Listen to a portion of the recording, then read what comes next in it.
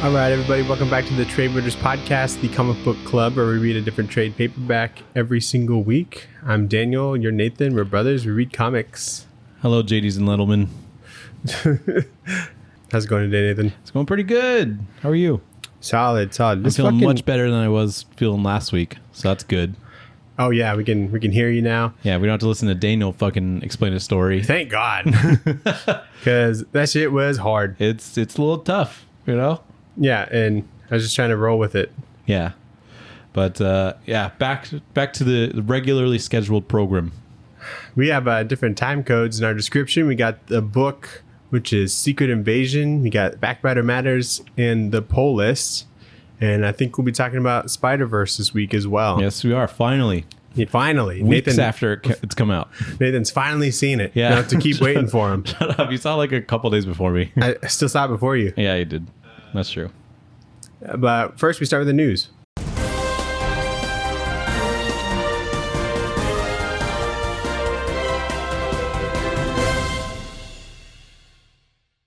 What news you got today, Nathan? Have you seen any news today? I've seen a lot of news and a lot of spoilers, so probably exactly what you're about to explain to me. Okay, let's start with the sad stuff. Okay. John Romita Sr. passed away at the age of 93. That's a tough one, yeah. That is a really tough one. Obviously, that was announced on John Romita Jr.'s Twitter, saying they passed away on Monday. Passed away peacefully in his sleep, which is nice. But, you know, big, huge, humongous artist. Legend. All the famous, like, old Spider-Man covers, it's probably him. Yeah. The one where he's got his, like, shit in the trash can and he's walking away, that's him. Yeah. The one where it's like Spider-Man suit and he's like kind of big in the background. He's looking back and there's Peter Parker. That's him, you know? So lots of big stuff. I think he did some Daredevil back in the day too. Tons and tons of stuff. I feel like he's probably done like every like Marvel. Yeah, every probably big character, you know. He co-created Wolverine, I found out. I didn't know that was technically him, but yeah.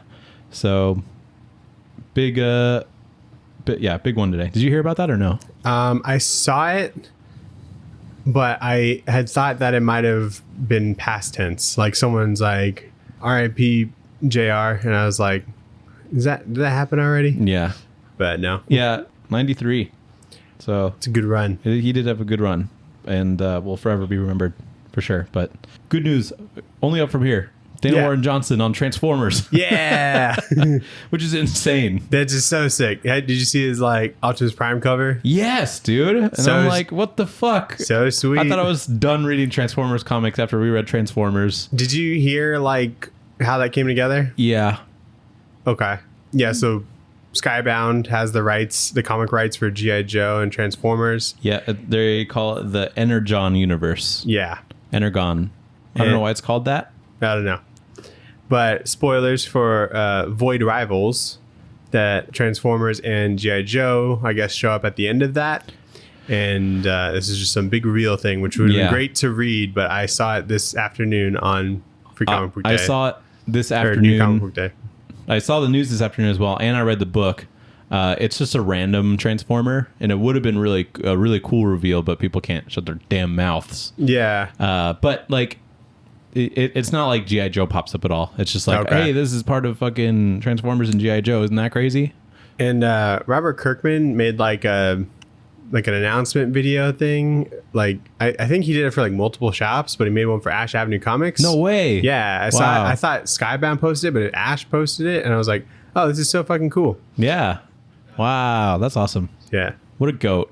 That guy's so creative because like I read Void Rivals and I'll talk about it more in the poll list, shove it in your box.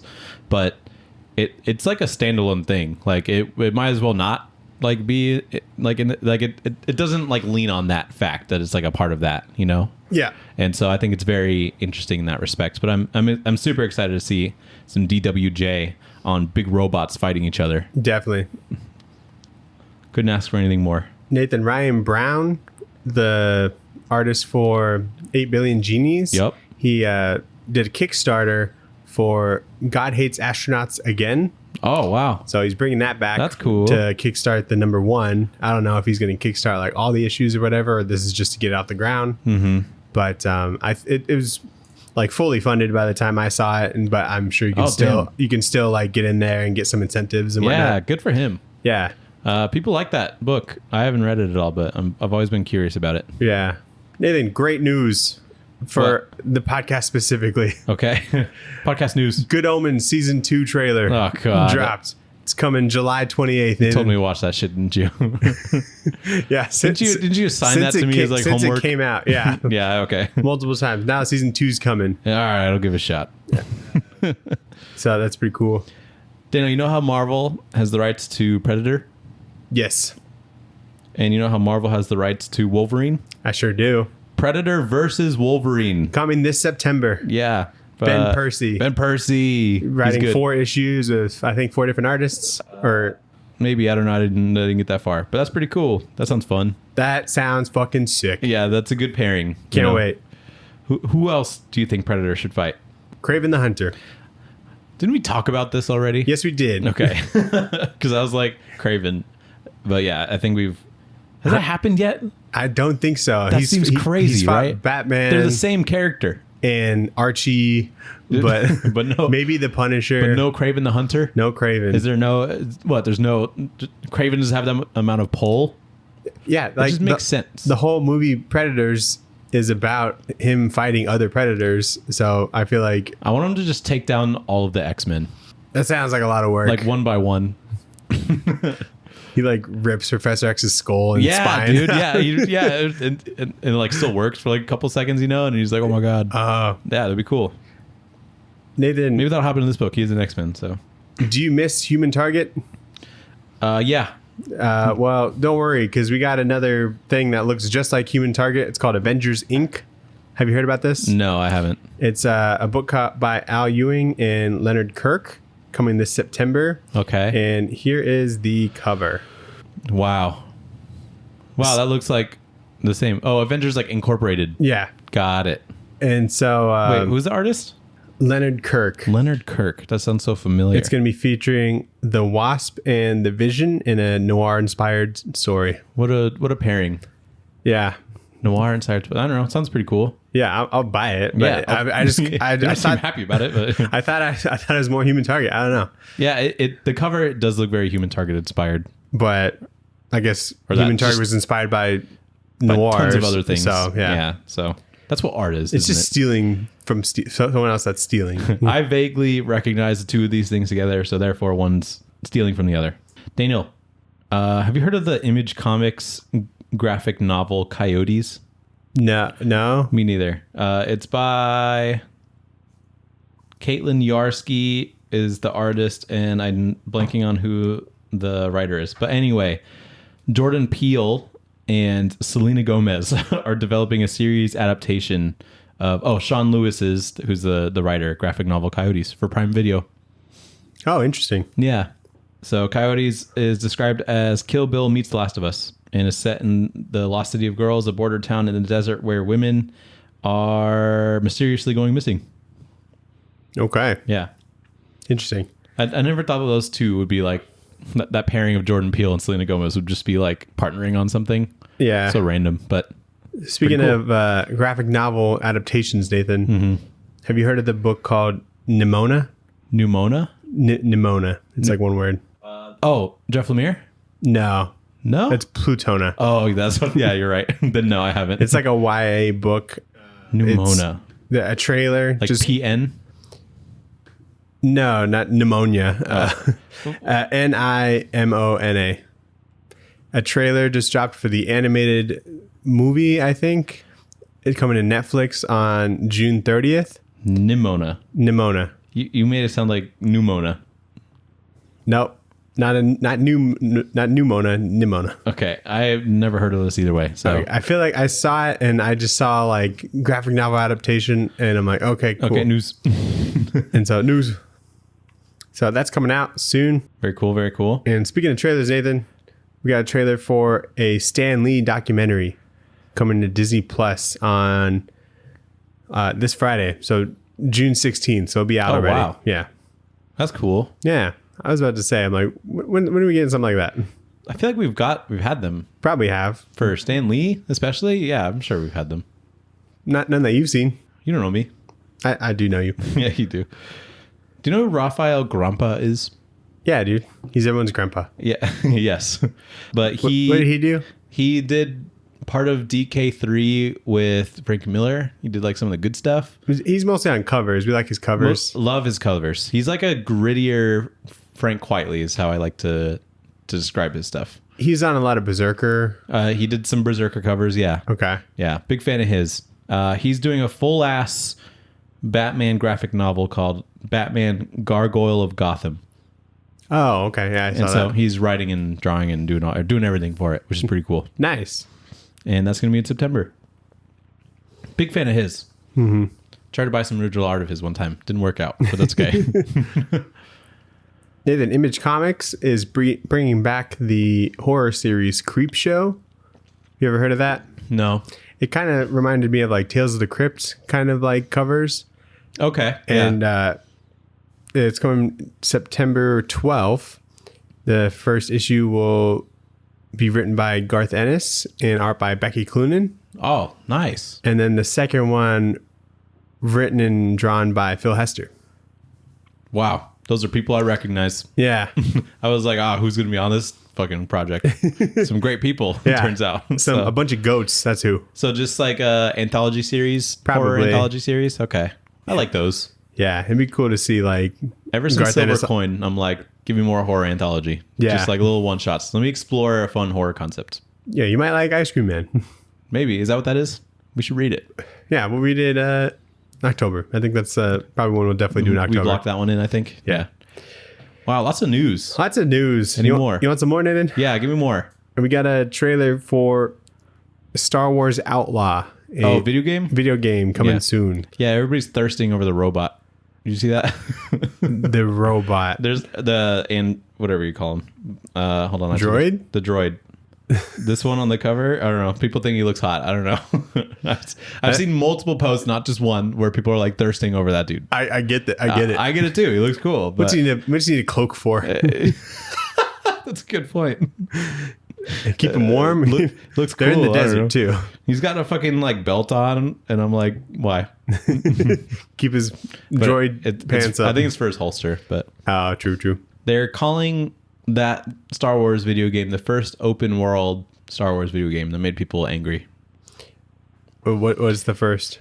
People consider Knights of the Old Republic to be open world, and I would as well, but technically I guess you can look at it as open stage in the sense that like not the whole world is like in one like load. You'd have to like go to different like stages to like they're different areas. That's so fucking technical. I don't even care. Yeah, I know. And so That's like saying that's why like- people got like pissed about it, and I was like, this is an interesting nerd thing to be angry about.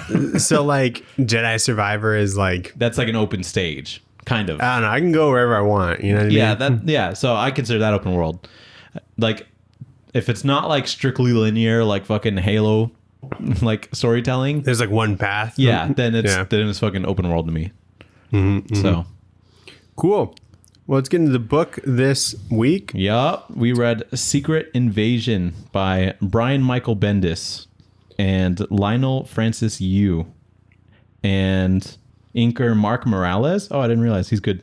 Colorist Laura Martin, and letterer Chris Eliopoulos. He made it in again. Yeah. he's randomly in there. I feel like most of the good stuff. He's always in like this like mid 2000s and late 2000s kind of era. Yeah. Where he's like everything. Like you know? crazy big two comics. It's like Chris Eliopoulos is doing the lettering. Yeah. What did you think, Daniel? This is your first time reading it, right? Yeah. Okay. I think it's my first time finishing it.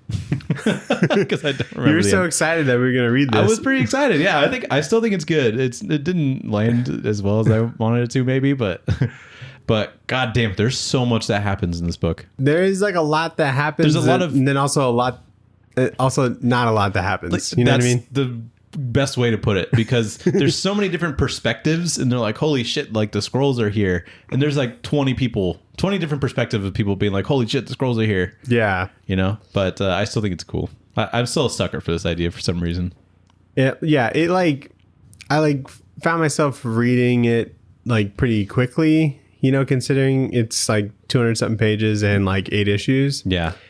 It did have like a little bit, it was like a little choppy. You know, like the flow is kind of like it didn't flow that well. Yeah, And so I can feel that. But I still like enjoyed it. Like it was like a lot of fun. This is like I get that, you know, Skrulls are a big deal and big problem, and they have some pretty cool powers, you know. Mm-hmm.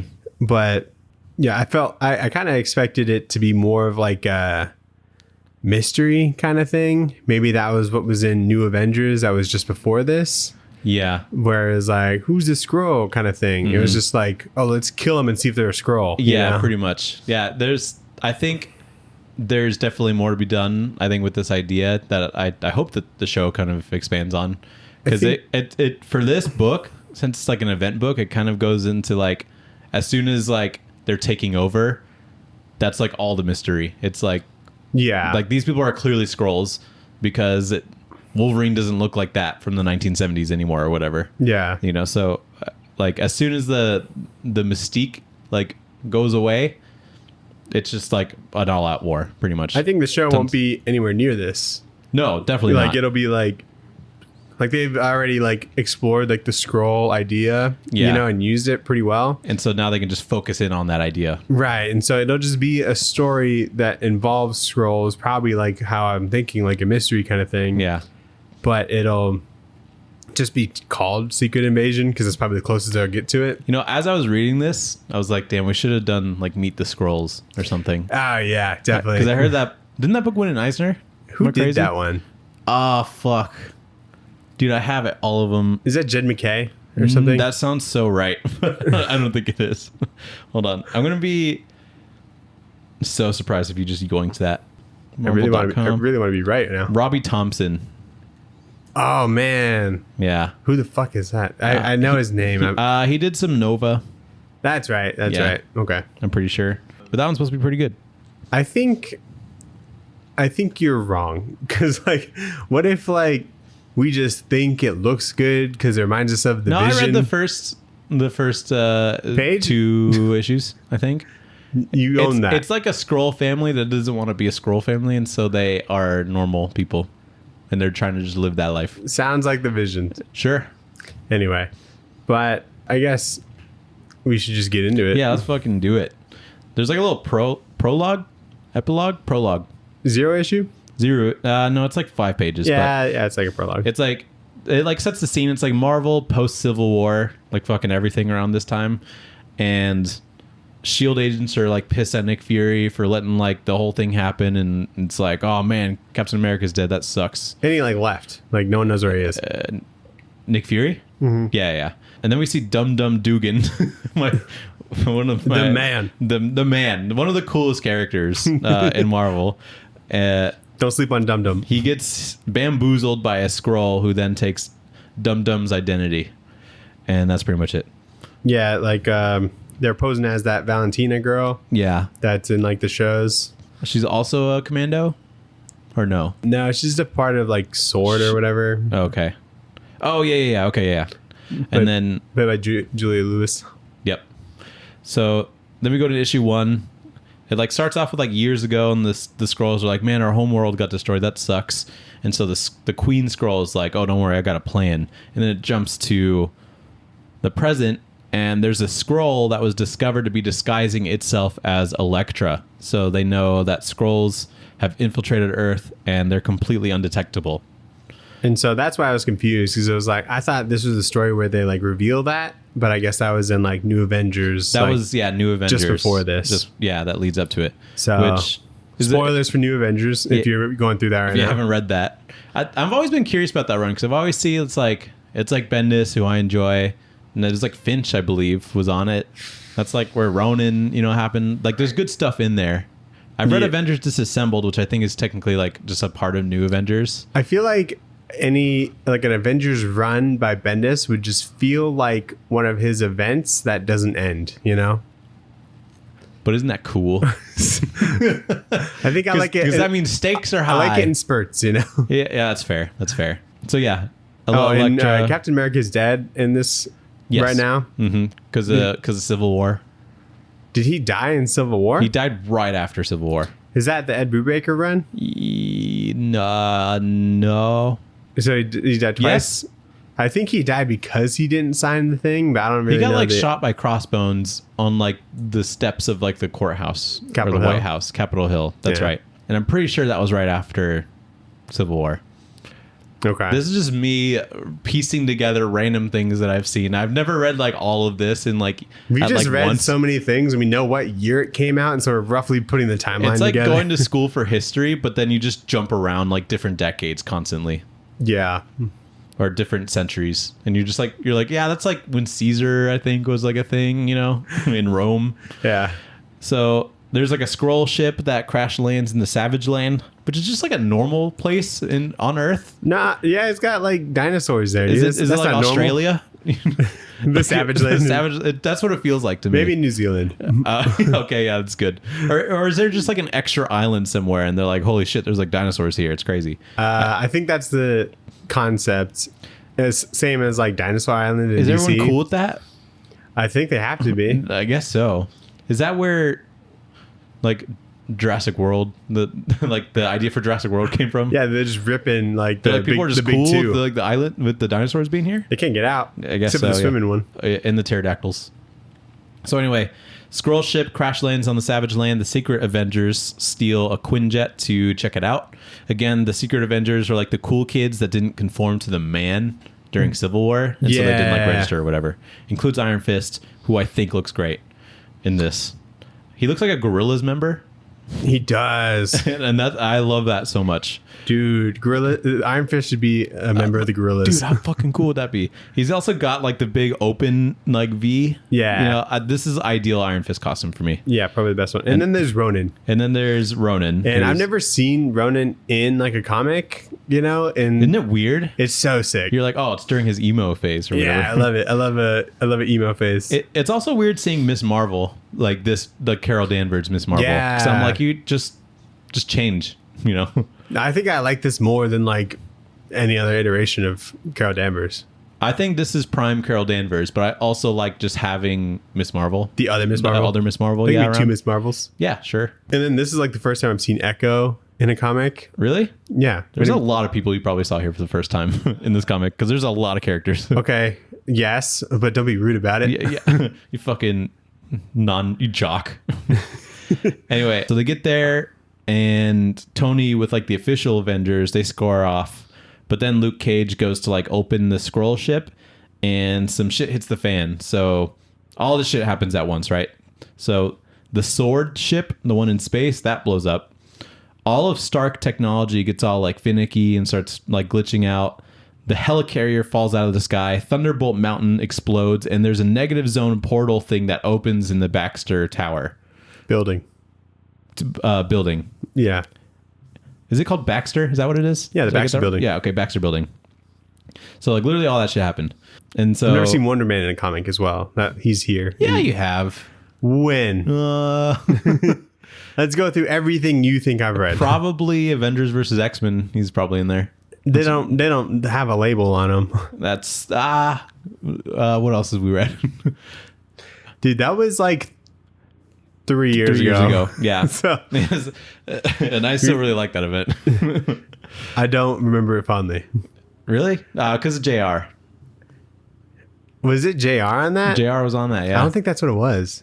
Yeah, it was. It's just like they're fighting on a beach. You know, That was cool. It's like, oh man, this is gonna really kick some sand in your face. this is really gonna create some ripple effects in the Marvel universe. Anyway, There's this really funny scene where there's like an Elektra scroll top down, and everything's like very conveniently like framed yeah, because she's like super naked, and then later you just see like her full tit, and there's like just nothing there, and No so they nip. like cover it, I guess, like on purpose so that people don't get horny. Yeah. And then there's just like a far shot of it, which I think is interesting. But okay. I have a statement that I need to make about this, and I'm going to point it out every time I see it.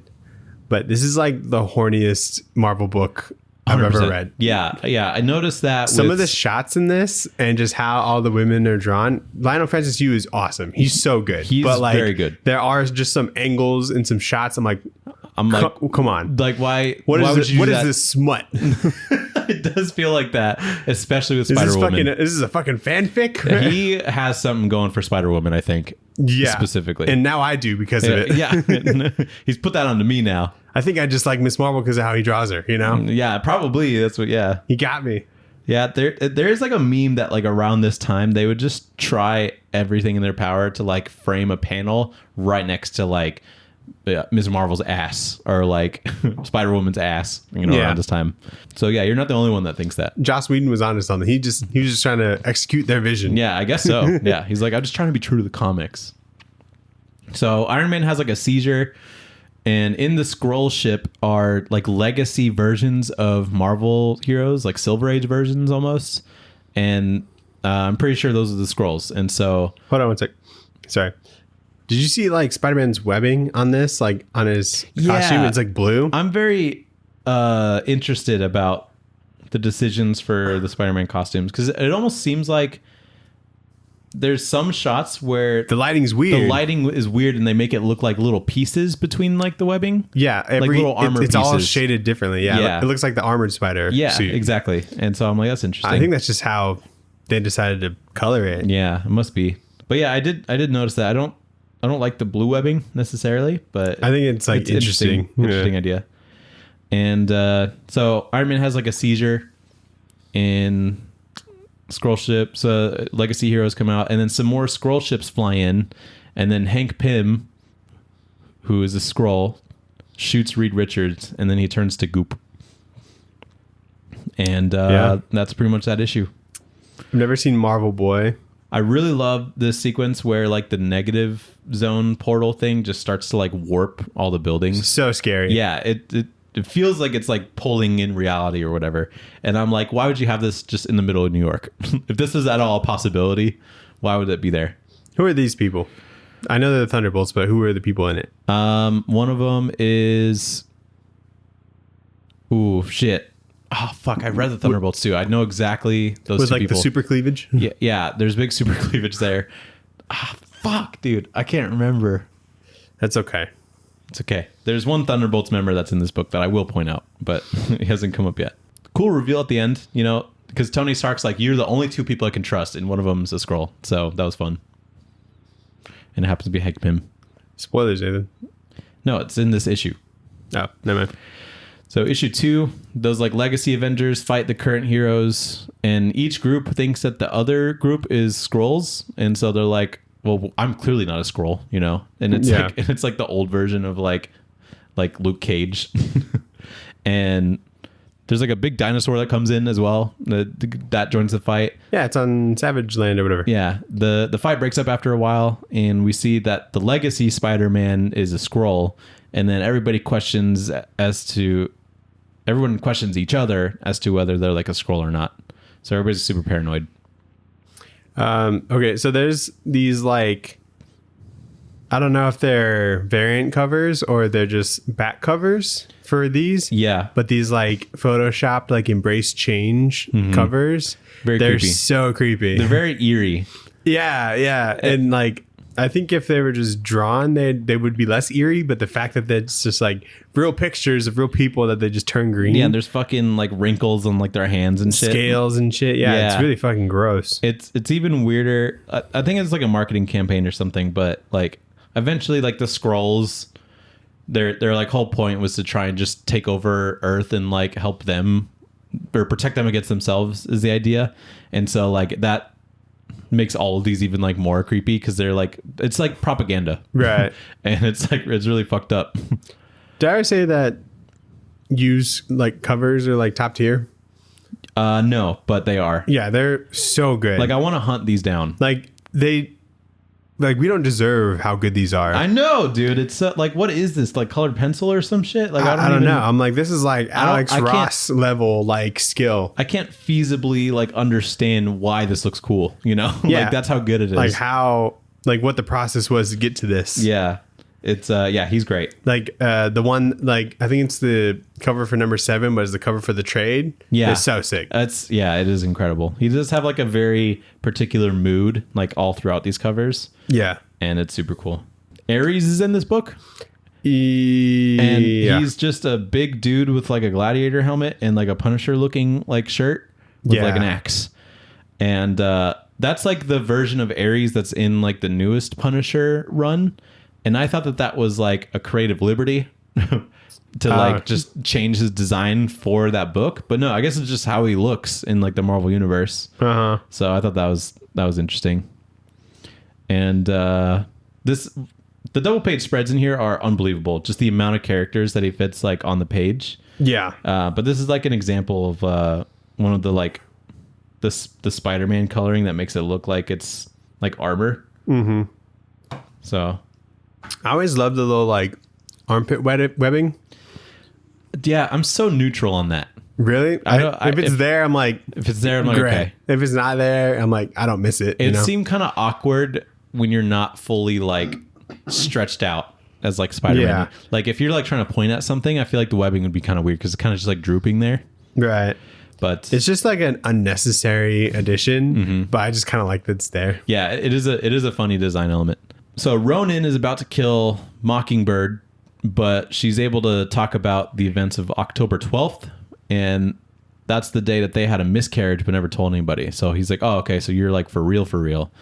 That must be the real Mockingbird. And so Mockingbird seems convinced that their group is like the real one. And she's like, Captain America, like, helped us get here. We're safe, you know?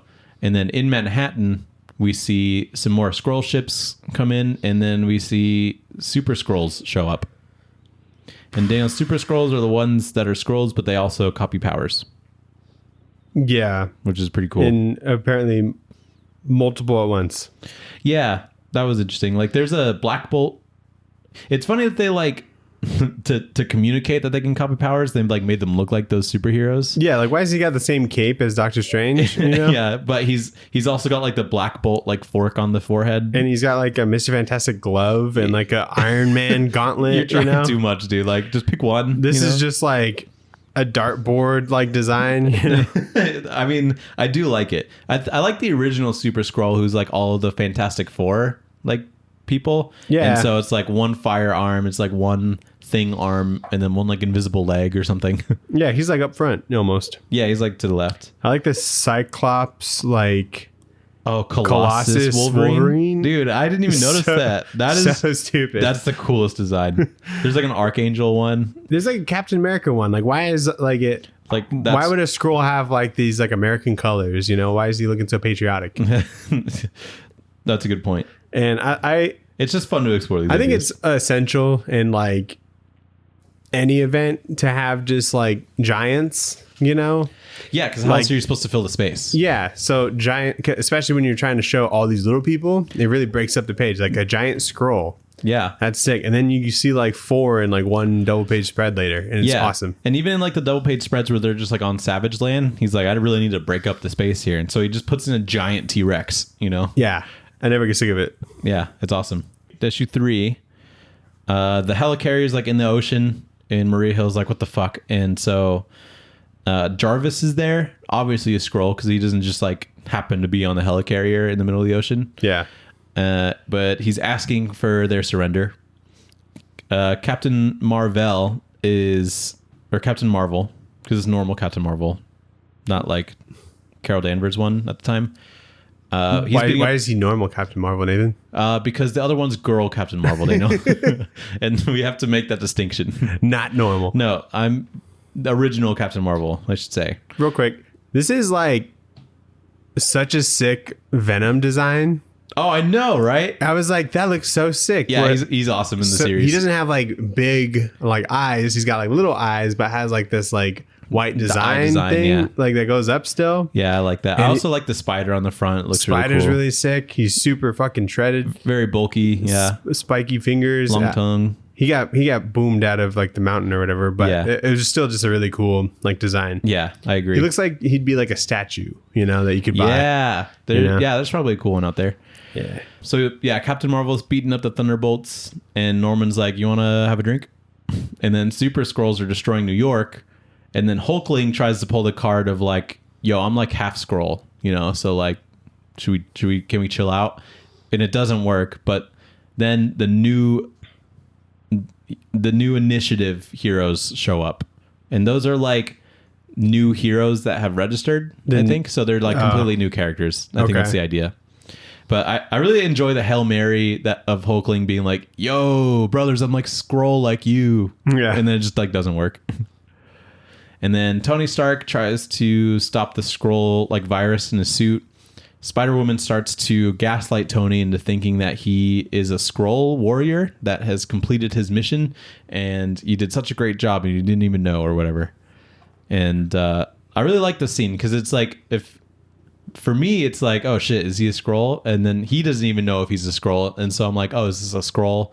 That was just so what do they call it when actors Method. Yeah, it's like a Skrull that's so method that he thinks he's like trying to save the Earth from the Skrulls. They described it as like sleeper agents, right? Yeah, pretty much. Yeah, but he actually wasn't one, so they're just trying to gaslight him into thinking that he's a Skrull. Yeah, pretty much. I don't know what the idea was there. Like, if he did she really think like Tony Stark, not a Skrull? I assume she knows that is going to be like, oh shit, you're right. I do love the Skrulls, just like randomly, without like turning green or anything. And then in the New York battle, the Super Skrulls like blast Vision's head open. That was pretty cool. And then one of the Super Skrulls like starts vibrating and explodes, and it's because Nick Fury and his new Howling Commandos are there. And I love how inconveniently huge his gun is. So sick. It's like a Cable-ass gun. Yeah. And it's like Nick Fury, this normal Nick Fury man. wishes he was Cable. Yeah, exactly. Second-rate Cable. Nathan, what is this panel? Yeah, okay, that was one of them. I knew you were going to bring that one up. They put a fucking leaf in front of it to make it seem, to break it up. Yeah, to be like, oh, we're not, but it's like a fully, like, shot up the ass of Spider-Woman. And she's like, oh, let me look up at this branch. But, like, you could have just framed it from, like, shoulders up if you really wanted to, Lionel. Yeah. And then, like, there's just, like, shots of just, I don't know. You could tell that there's some horniness there. But, you know what? But that's why we love comics. Sex sells, Daniel. Yeah, it sure does. And I don't know who this is, but she's conveniently choked by a Skrull. Are you kidding me? I don't know. You turned that one sexual for sure. I don't think. Who is that? Wait, show it to me again. That was one of the new initiative heroes. I think her name was like Barbell or something. No, I don't think so. I can't remember. But she's named a couple times. She turns big, I think. Issue 4. Reed Richards is still alive, but he's on a Skrull ship, and he's being really stretched super far by like a machine. Miss Marvel tries to help in New York, but even gets shot by Nick Fury, who just doesn't trust anybody at this point. And so he just like shoots Miss Marvel, and then he gets the fallen heroes out of there, and he teleports them out. And so like at this point, it's like Earth can't really be united because they don't really know who to trust. And there's like this I like this dialogue in like the beginning of this issue that's just like the philosophy of their war strategy. Yeah. And it's just like, which is pretty much just creating a mass paranoia so that humanity can't even trust themselves, which makes it easier for them to like divide and conquer.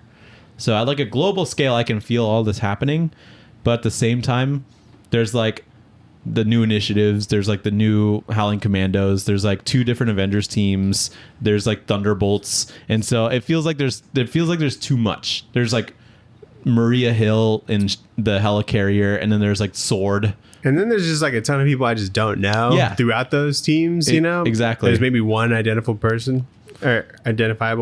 Yeah, I would have liked it if it was just the 2 Avengers teams. And then, like, maybe whatever S.H.I.E.L.D.'s doing, And I feel like that's manageable. Then that'd be like a 6-issue series. But then again, that feels like a little too basic, Well, then you could throw Thunderbolts in there, too. That's boring, yeah. I feel like I had something to say. Black Widow saves Tony Stark. Because they're like, there's these... You're just waiting for me to start up again. No, I got it. But what... when I was reading this, I'm like, how can they trust anybody? But it seems like not Nick Kroll, Nick Fury. He Nick Kroll, like Nick Skrull. He like trusts like the commandos because he's like he knows that he's been like right next to him like the whole time, and like it's pretty unlikely that they get switched out. So that's why he shoots like Miss Marvel and stuff like that. So they can only really trust each other as long as they don't like run off. Yeah, only if they've been like hanging out for like the last 10 hours. Yeah, you if know? like in the Avengers and shit, they're fucked. Like I wouldn't trust anybody. No, you know? yeah, I wouldn't either. Especially if like, because there's a couple of members that are like they just end up becoming Skrulls, and you're like, well, shit, any one of us could be, you know? Right. They're just waiting for their time. Anyway, as you were saying, So Black Widow saves Tony Stark from the Skrull that's trying to gaslight him. That's like the Queen Skrull, I guess. Mm-hmm. She like shoots Wolverine to confirm he's not a Skrull, but Black Widow also gives Wolverine like a code word, which is what, like baby carrots or something? carrot sticks. Carrot sticks. That's a good one. Yeah, that is a good one. Just do that, I feel like. Give everybody a different code word. And then what should our safe word be for if Skrulls invade? Oh, that's a good point. Kiss zombies. All right, sounds good. Okay. Black Widow like shoots up Iron Man with adrenaline to like keep him going, which she just has on her, I guess. Yeah, I guess. And then Tony wants to find Reed Richards to like help win this fight.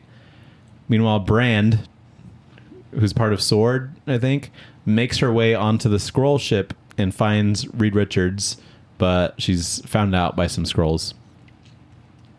And then this dude named the Hood bands his like villain friends together to go help in Manhattan, where there's the big Skrull fight.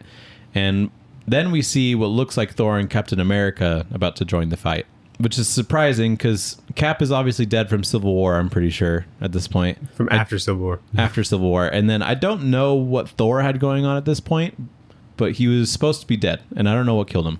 So Well, because he was gone and he shows up in Civil War, but it ended up just being Ragnarok, yeah. which is like the robot Thor or cyborg Thor. Android Thor. Yeah. A lot of words that mean robot. Yeah, pretty much. Yeah, We said 'em all. because he was dead. Maybe he's just off world or something. Yeah, is he doing like Planet Hulk or no? He wasn't in that. But is he doing like God of Thunder shit? Huh? God of Thunder shit? No. Because like, didn't Jason Aaron do like 100 issues of Thor shit? He did. No, he did like 70. Okay, so maybe not around this point. Well, 70 main issues of Thor, and then there was Unworthy Thor, which I still think is sick, and King Thor. But some of those could have been like So collectively, during his main run. I think collectively about 80. Because those came out Also during like Thor's- the Mighty Thor stuff, right? Like Unworthy Thor? Yeah, Unworthy Thor was during, Mighty Thor stuff. Okay. So yeah, I don't know why Thor was not in the picture, but he's back now. Is he Skrull? Yes. But issue 5, Norman Osborn has a talk with like the Skrull Marvel, and he's like, I can see that you want to be a good guy, so you should just do that. And then he's like, you know what, you're right, but he's conflicted, so he's angry and he leaves. Yeah, like because he's like one of the sleeper cell ones, and so he's just been like a good guy since this time. So he's like not able to like kill anybody really. Yeah, and he's like, I don't want to do this because like I've just like been this good guy for so long, you know. So that's an interesting perspective, I think. Explain something to me. So Skrulls, normal Skrulls, they can turn into whoever, but if they turn into those people, they get their powers. Super Skrulls can. So Super Skrulls can be Skrulls and have powers, and so all of these are Super Skrulls. Pretty much. Okay. I thought the Super Skrulls were the ones that had like multiple powers. Like the Colossus, Cyclops, Wolverine, you know? Still a cool design. I don't know. I don't think so. I think normal Skrulls, just shapeshift. Right. They're basically like Mystique. But there's none of those. I don't know. Do you consider like if like, you know, yeah, you're right. There's no good examples in this. Okay. Because like on the Avengers team, Except for like Jarvis or whatever. Jarvis. Yeah, that's like the only one. Is Penance in this? Is that Penance? Yes, dude. We got Penance. Sorry. Relax. I just fucking yelled. This is my biggest comic book hot take. We got Penance right here, who I think is the cooler version of that fucking lame ass Speedball character everybody likes. Yeah. That's so funny. This is fresh Penance. This is fresh Penance. Yeah, this is right before his Penance solo series, which I also really enjoyed. But like, when are we gonna read Penance, dude? We should. Oh man, I need a break from Marvel. Gets you so giddy. Because I can't wait to read it. And so like, dumb. it's not as good as you remember. It's probably not. I don't even think at the time I was like, wow, this is great. But like, I just like the idea so much because it all happened like not in the main Civil War story. Like, Yeah. Speedball is the dumbass that got all that started. Yeah. And then there's like Civil War Front Lines, which I think was like also a 12 issue. Was Civil War 12 issues? I thought it was like 6 or 8. I think Front Lines was like 12 whole ass issues. So That's it might crazy. have been more. A spin-off And it being was- longer than the main story. Yeah, and it was just shit going on in the background. And part of it was just Speedball like going to court, shaving his head, getting super emo, right? And then he's like hurting himself, and then he eventually makes this costume which has a spike for every person he killed in that like initial explosion. So we're not just reading like the solo series. We got to read like the making of, like 100%.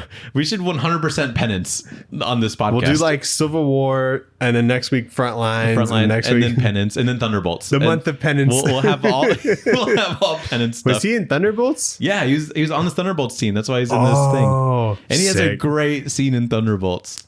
Multiple great scenes, not just one. You read that? Yeah, I did. Nice. Because it has penance, Daniel. That's really the only reason why. That's the best lineup. Yeah. The one with penance. I was thinking like who my random obscure character I like is, because I feel like everybody should have just like one random one. Mm-hmm. And I was like, maybe it could be like Flexo or whatever. I think it's penance. I don't have like a silly one, but I haven't read that Flexo issue. Yeah, I still have it. I haven't read it either. But anyway. Oh, fuck. Where was I? I got so excited to talk about penance. Oh, so there's like a huge global broadcasted scroll message that begins, and it's told by like a bunch of celebrities stating that the Skrulls have come there to save the human race from themselves, and now Earth is like a Skrull planet or whatever. And there's a lot to unpack here. Nathan, we got Obama. We have an Obama, but he doesn't say anything, which is interesting. And I think this is Tom Cruise right next to him. It's gotta be Tom Cruise right next to him, right? I was like, there's no way that could be anybody else. We got the Pope in here. We got Stephen Colbert. We got Tiger Woods. Yeah, Stephen Colbert. I like that one. He looks... God, Lionel Yu's so good at like drawing people and like These his look style. like caricatures. They do, but it's like in his style the whole time. And then Paris Hilton, you know? Yeah, there's like John McCain, you know? Oh, Isn't that crazy? There's Namor, but he looks like Messi or Ronaldo, I mean. Okay, yeah, it is. Yeah, okay. I'm glad it wasn't just me. And is that Oprah? I think that's Oprah. It's got to be Oprah. Right? And then Chris Rock, right? Like, there's just like all these random like celebrities. Maybe he started drawing Chris Rock. He's like, this isn't turning out well. He's like, let's put shit above let me him. put some panels over it. Yeah. It's so bizarre. Yeah, it's so funny. Also, why is there like a Stephen Colbert like 08? You know, like why did he canonically run for president in the Marvel universe? Hold on, is there Cartman in the back? Cartman's in the back too. Yeah, I don't know. Maybe that was just one of the other channels. Speaking to the kids. Sorry, what were you asking? Did Stephen Colbert canonically run for president in the Marvel universe? I think that's supposed to be like Tony Stark. No, there's a fucking like Colbert 08. Oh, is that like a meme? I think it's a meme. Okay. Anyway, so that's a very interesting scene to me. Just imagine reading this book again in like 20 years, you know, and this is just like a snapshot of like everybody famous at the time. And I just think that's interesting. And Tom Cruise will still be famous. He will be, yeah. And be like, oh my God, it's Tom Cruise. But like, even now, like John McCain like passed away. And so it's crazy to see like him in like a comic book, right? So I love shit like that. Anyway, Brand saves Reed Richards on the Skrull ship. And then he's understandably freaked out. So he attacks Brand and he's like, are you Skrull? And she's like, no, I just saved you. And he's like, oh, that makes sense. And then on the helicarrier, Maria Hill gets executed, but it turns out that she's a life model decoy, and she jetpacks away and blows up the helicarrier. I thought she was going to be like on a different country, like a different continent or whatever. She's like 10 feet away. Like, yeah, she's like aiming at them, doesn't even land a shot. Yeah, why did she think to be like, oh, let me life model decoy to go meet Jarvis, you know? I guess that is a weird situation. Sometimes she's like, maybe this is... Don't trust it's funny anybody. that she pulls like the Uno reverse card on him. Yeah. To be like, oh, that was a fake one. And then Reed Richards flies into the Savage Land with a device that just reveals who's a Skrull or not. Yeah, scroll gun. Yeah, scroll gun. I don't know how he made that. He just made it on the ship, maybe. But so the Avengers, who are still in the Savage Land and still trying to figure out who's an Avenger or not, they're able to take down the Skrulls, including the Skrull posing as Clint Barton's wife, Mockingbird. I didn't know that they had a thing, but it makes sense. It just like with the names, you know? Yeah, it does make sense. Hawkeye. But that must mean that Mockingbird, like, Mockingbird being a Skrull can only mean that she's been a Skrull in his life since that one event where they had a miscarriage, because they were supposed to be the only two that knew about it. Because I don't see, unless somehow they're able to like, unless there's like a live Mockingbird and she's like, well, Mockingbird's dead, but unless the only way I see is like the Skrulls somehow get the memories of like them with some sort of like super Skrull telepathy thing. yeah, that must be what it is, right? But you know, They like do a scan and they're Yeah. like, okay, now you can slot right in. unless he had like knocked up a Skrull Mockingbird and then Oh, and that's there's why they had a miscarriage? Is that Whoa. where you're going with that? No, I wasn't. Oh, I thought that's what I was like, I was like, they try no to get shot. pregnant. Yeah. And the Skrull and human genes don't mix or whatever. Yeah, I didn't even think about that. I'm just like, oh man, that sucks. They had a miscarriage. Gross. Yeah. Do you know about this like Kazar and Shauna? Kazar, yeah, probably Kazar. And Shauna. Yeah. Who is that? That's like the Tarzan people. Oh no, I have no idea about them. I know that they probably just like live in the Savage Land, but Yeah. no, I don't really know much about them. There's There's a horny scene with her, isn't there? Absolutely. Yeah. Okay. And I've seen Shauna like books before. Really? Yeah. Wow. Which is strange. Let's read one. Yeah, definitely. It had like an interesting title. Give me one sec. I think I used Kazar in my Marvel Snap deck once. Shauna the She-Devil. Have you ever heard of that? No, that sounds awesome though. Yeah. Shauna Is the it- She-Devil. Yeah, it's a book by Frank Cho. Whoa, really? Yeah. Dang. I wonder if it's good. Oh, she's been around since like the 70s, dude. Yeah, she seems like a Like a golden age kind of. gold and silver, whatever age that is. But if Frank Cho's on, you know it's like a horny book. But Is he a horny guy? he's the one that drew that like ballpoint pen book that I have. He's good at he does like beautiful horny. Right. It's like art. Yeah. Like sculptures. Pretty much. Yeah. Yeah. But like a Shauna and Kazar like book seemed like it'd be like interesting because it's just like, It's like, what is this? yeah, it's just Tarzan books or something. Just Tarzan with Maybe dinosaurs. if they reboot Tarzan again or something. They'd come out with like a Kazar book. No, but that's something we could read. Yeah. But anyway, I just didn't know if you knew that. No, I don't know anything about them. Issue 6, the Skrulls like message. They're still like broadcasting everywhere, and they're like, embrace the change. And then the Skrulls meet up, and they find out that the Avengers are all on their way to New York. And then we find out that Wasp is still like a sleeper Skrull too. She hasn't been found out. And so the real heroes go to New York. They see a bunch of destruction. Nick Fury's already there with pretty much whoever he could find. There's like parts of like multiple groups there. What are they called? Secret Warriors. That's another group that's like in this book. Then we see Thor and Captain America just like out of nowhere, and then they assemble with the good heroes and they start a big fight with the Skrulls. And I'm questioning. So there's a scene in here where they're like, "Oh my God, Thor, you're alive." And it's like right next to Captain America, and they don't be like, "Oh my God, Captain America, Yeah. you're alive." And so I don't really understand. Like, maybe I'm just missing something in the continuity or something. Because I'm almost positive. I was last like 3 issues ago. Yeah. I'm at this point. I'm here to look at the pretty pictures because look, there's 2 unbelievable double page spreads back to back. Absolutely insane. These look like those Marvel posters you can get at, like, from Walmart. Like, yeah. And it's like, holy shit, here's fucking every character. Yeah. That's what these look like, and it's back to back. Also, you could still see Gorilla's Iron Fist in here. So, big fan of that. Nice. Dude, I really want to get like commission from him and just be like, do the most Gorilla's Iron Fist you can. And I think it'd be really cool. Issue 7, Daniel. There's a big old fight. There's like a couple big fellas, a couple small fellas, a couple of rockets and lasers.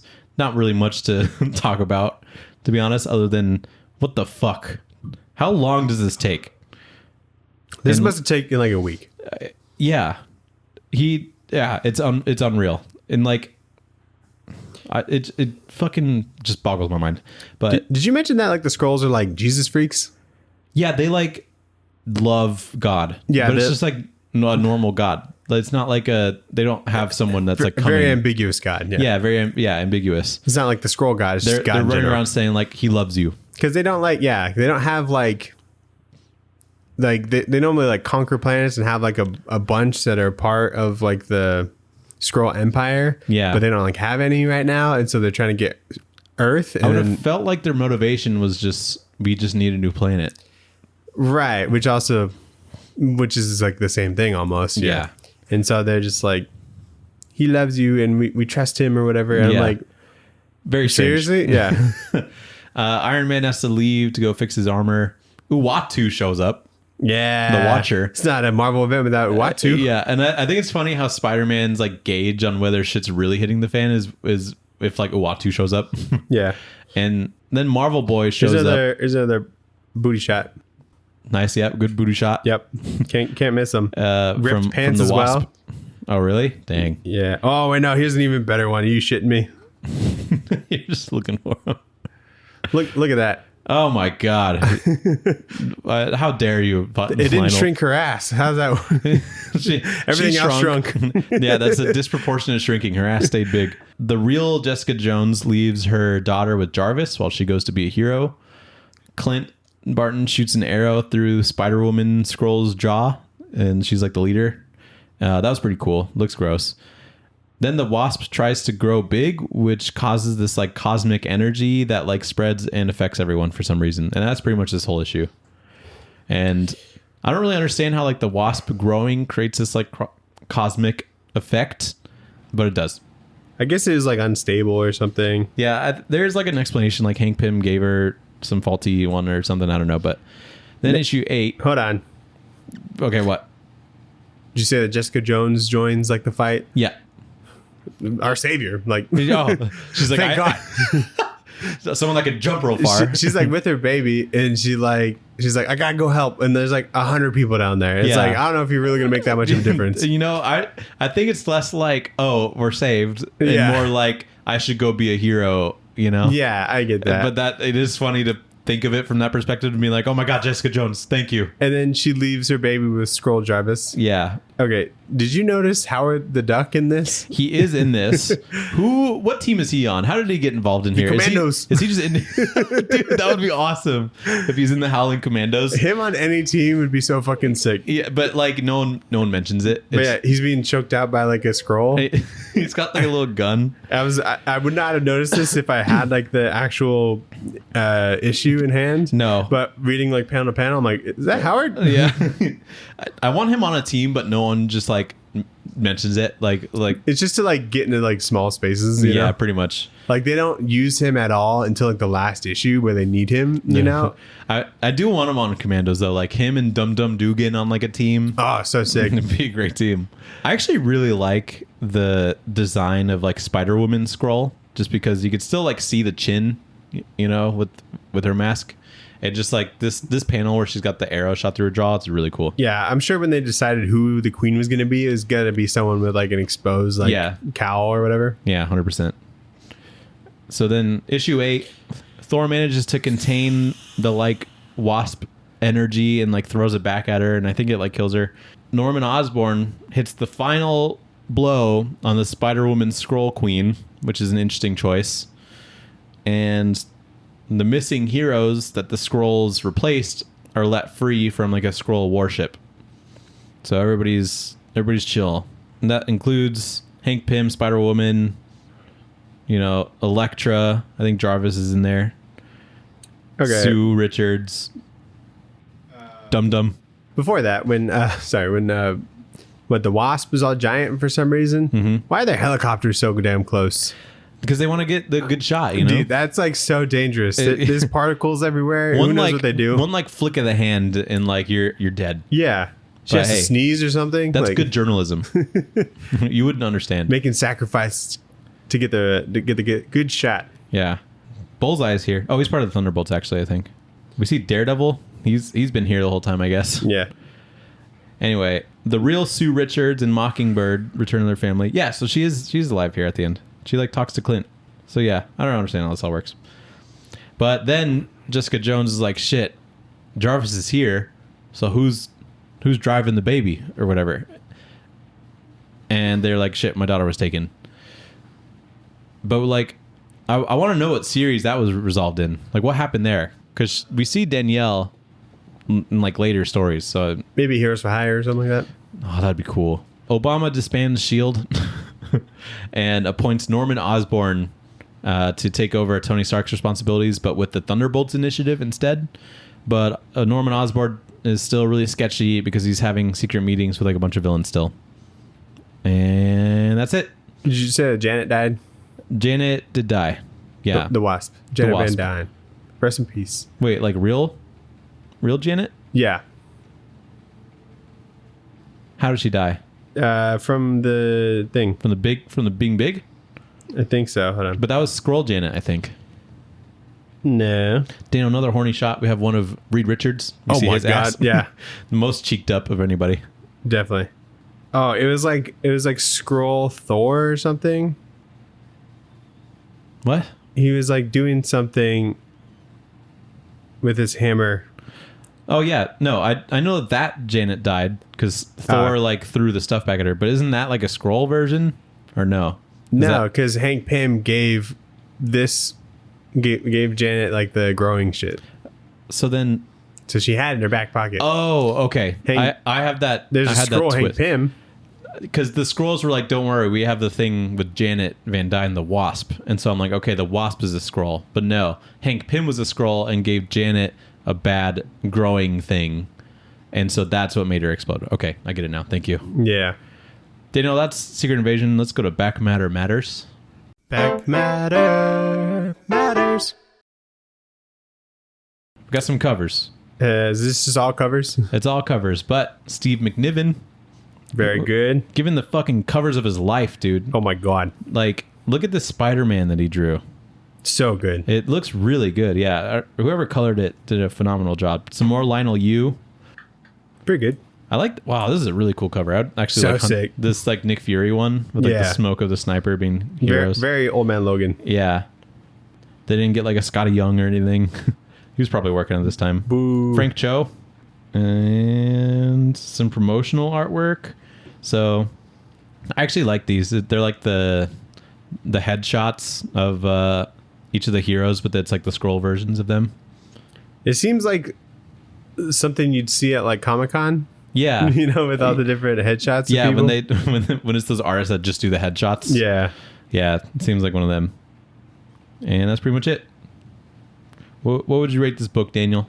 You didn't like I it? give it a love it. I give it a love it. Okay. But like a simple one, you know, you're not really having like the craziest sweet tooth. Mm-hmm. You know, maybe something with like a cookies and cream kind of thing. That actually seems like too generous. Now let's go coffee, which is my go-to. Okay. Probably my favorite ice cream. Oh, coffee ice cream. Okay. Yeah, coffee ice cream with like something simple in there. You know, just like some chocolate chips and like some sprinkles. Okay. That's it. 2 toppings. You know what I mean? Got it. Still like I love it though, I think it's fair. because it's safe and I enjoy it. It's not complicated or anything. Yeah. But yeah, so I did enjoy it. Wasn't like a waste of time or anything. Not the worst thing I've ever read. Not the worst event I've ever read. And 100%, I had a fun time, and this is definitely a fun book. Yeah. And that's what it's all about, baby. Yeah, pretty much. This book is just McDonald's, you know? I'm loving it. Like I'm loving it.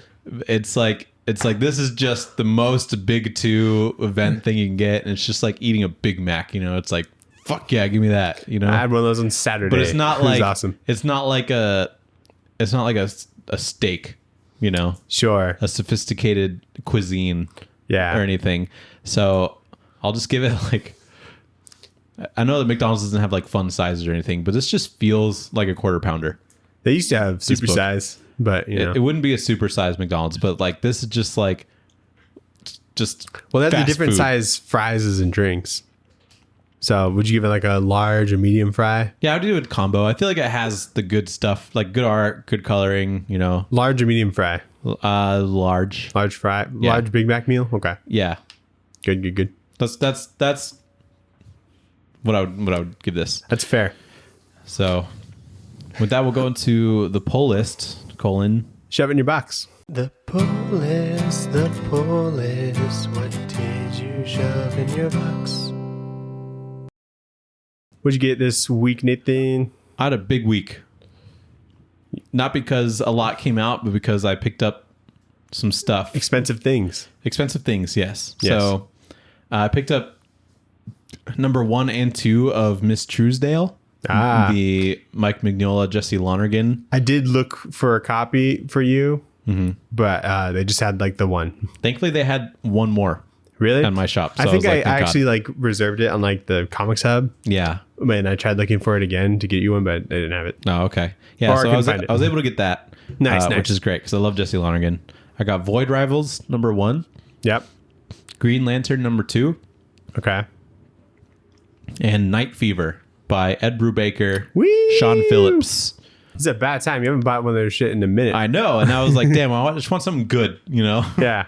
And so I picked up that, and I saw that Sean Phillips just tweeted about it before I went to the shop, and I was like, I should pick that up. So Yeah, I've had it on my radar the last couple of weeks. I'm like, ooh, it's almost here. yeah, You know. yeah, I'm excited. So there's that. I also got Miss Truesdale #2 or getting, and Void Rivals #1. The Giant Cockatoo is ending with #3. Oh no, this week. a 3-issue series. Yeah. Wow. You know, There should be more of those. I feel like 3-issue series. it seems like that's the most appropriate format for like a story because Beginning, it's middle, like end? first, second, third act. You know, Okay. because there's a lot of 4, 5, and 6 issue Yeah. miniseries. But anyway, Isn't like Grizzly Shark like 3 issues? I don't know. I've never read it. It's a really thin trade. Like I have it. Really? Yeah. Now that Ben's back, we can do. Yeah, we that should. episode. That'd be fun. So, Night Fever, I'll be getting, and then there's also a manga called Yuck. Wolverine. Oh, It's called Wolverine Snicked. Snicked. Snicked. I love that. His sound effect for his There's not a his whole lot claws. of characters that have unique onomatopoeias. Thwip. Thwip, Snicked. That's about it. Bamf. Oh, Bamf. That's a good one. Oh shit. We need to write Nightcrawler Bamf. I need to. There's a manga. Yeah. Spider-Man Thwip. I really don't think there's any other ones. I know a Batman does like a kind of deal. But now whenever I read that, I just think of like the Minecraft villager noise. Or like Transformers, and it's like the transforming sound. Yeah, Or whatever. I'm always interested in how does the Transformers editorial team be like, this is how you do the Transformer noise, you know? I Surely. don't know. What if like onomatopoeia, like in DWJ's right now, be just like transformer noise? Dude, it probably will be like transform, you know? Yeah. But anyway, I'll probably get that because it seems fun. Cool. Did you read anything? I did read Miss Truesdale 1 and 2. Oh, really? Yeah. How much time did you have today? I had a good amount of time today. When did you get off? I got off at 5, Oh, okay. but I read most of the stuff on my lunch. So When did you go to the shop? at like noon, Oh, okay. I just like went there and came back, and then I had time to read. So That's crazy. Truesdale 1 and 2, pretty good. Yeah. Very Hellboy-esque. Like It's in the world of storytelling, Hellboy. which makes sense. Yeah, but he's such a good fucking artist, dude. Yeah. Like, I just love how creative he gets. I don't care what the story is, really. Yeah. There's nothing like there that's like gripping me story wise, but I'm all in for Jesse Lonergan. Yeah. He's like top 3 for me right now. I'm glad he's able to like get like a shot to be in like a big publisher, not just like his self done Yeah, shit. exactly. I just want, because with him being on stuff with like big writers, it just seems like the ultimate compliment, you know? Yeah, Like, I'm really excited to see like where he goes because he's got another series that's coming up. It's like some one in space. I forget what the name of it is, but I thought that was going to come out before Truesdale. So I read those two. I really enjoy them. Void Rivals #1 I also read, and it's really good. It's just the Transformers part. It's like 2 panels, but the concept of it itself I think is still like pretty fun because it's I mean, you're going to read it probably, so Yeah. we could talk about it then. But like on its own, like it doesn't rely on it being in the Transformers universe. Uh-huh. But I'm curious to see how that ties in later in the story because it doesn't need to if they really didn't want to. So I'm just interested to see where that goes. But Okay. I enjoyed it, Nice. and that was everything I read. I read Giant Cockatoo #2. I was still gonna buy 3 regardless because I already like might as well. But #2 was pretty good.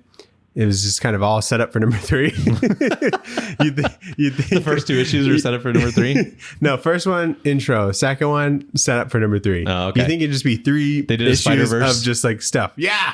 Oh my god. We'll get to that. It's Across the Spider-Verse and then Cockchew. It's like the same thing. Across the cockchew. I don't think I told you I bought this, but I bought that Peacemaker Tries Hard book. Oh, okay. Yeah, I read the first issue of that. It is okay. I'm not going to get 2 though, because that came out this week as well. They seem to be really doubling down on Peacemaker stuff recently. It was like someone trying really, I think it was pitched to him as like, just do like a spin-off of the show.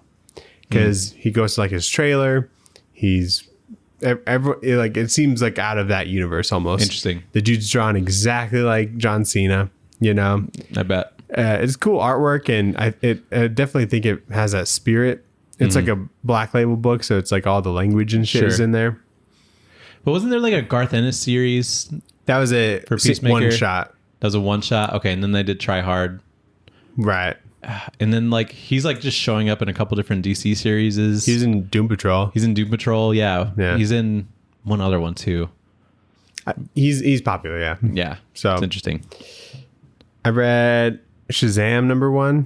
Nice. I never got into that one with him having tea with dinosaurs. That was cool. Yeah. Space dinosaurs. I enjoyed that.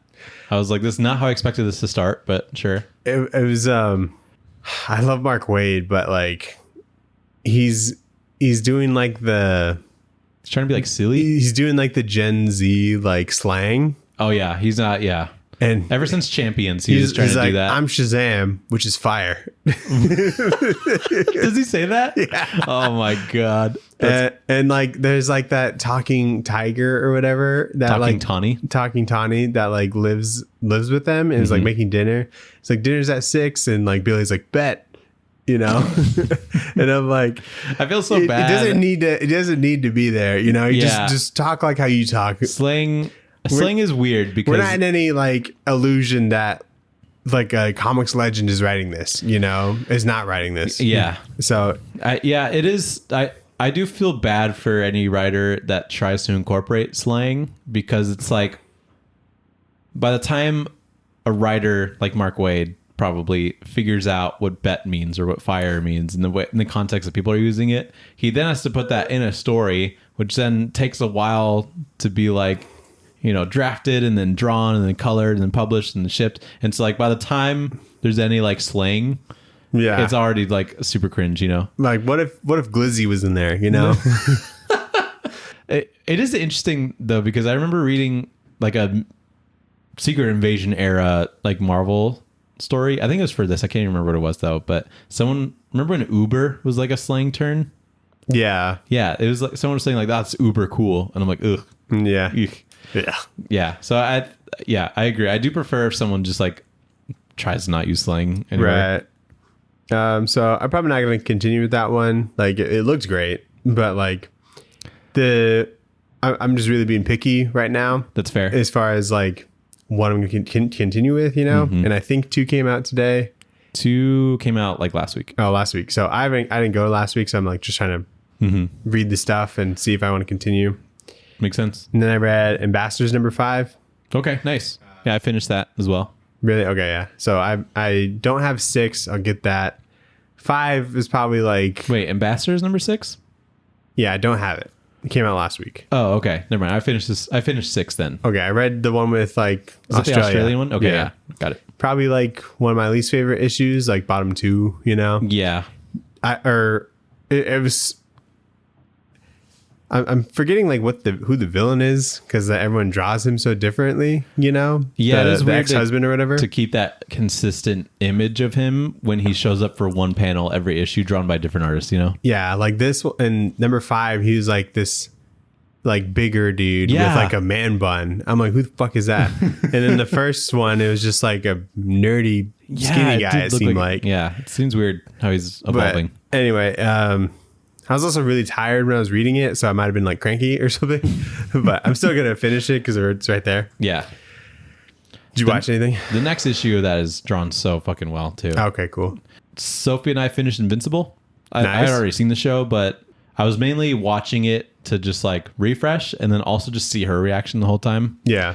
And yeah, those last 2 episodes are so cool and they're so brutal. Yeah. Like there's the second to last episode with like Cecil like teleporting around everywhere. It's super cool. They like use the fucking hammer of dawn on him. Yeah. And it doesn't like do anything. There's a really cool scene I forgot about where he's like teleporting around Omni-Man trying to distract him or whatever. And Omni-Man like grabs this tie and then Cecil teleports away and like Omni-Man still has the tie. And it's like, oh fuck, that was close. What a cool scene.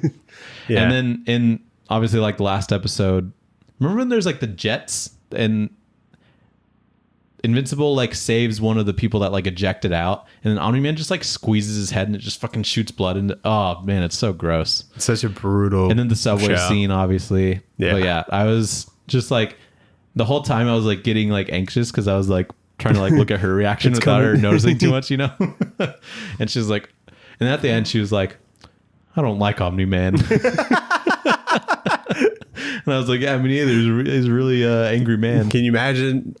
Like telling her like he comes around. Yeah. But then just like the performances and everything is so good. So I'm really excited for season 2, which is supposed to come out this year, right? December? Later this year. Yeah. Yeah. So that'd be nice. That's the only thing I watched other than the movies. I watched like a couple episodes of American Born Chinese. Oh, okay. Yeah, it's pretty good. People like enjoy it.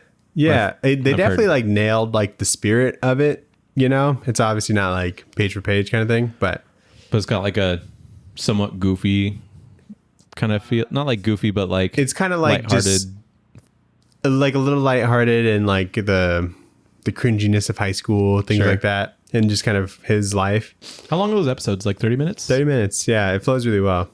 They give away like the connection of like Wei Chen like right away, that he's like the son of like the Monkey King. Oh, really? Yeah, like first episode, I'm like, what do you mean? This is supposed to be Spoilers. Yeah, I'm like, dude.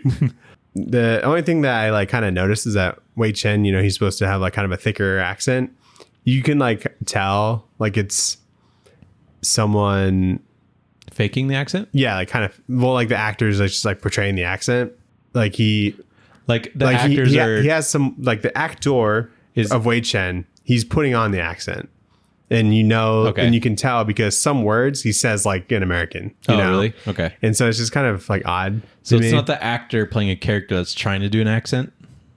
It's just the actor not doing a very good accent.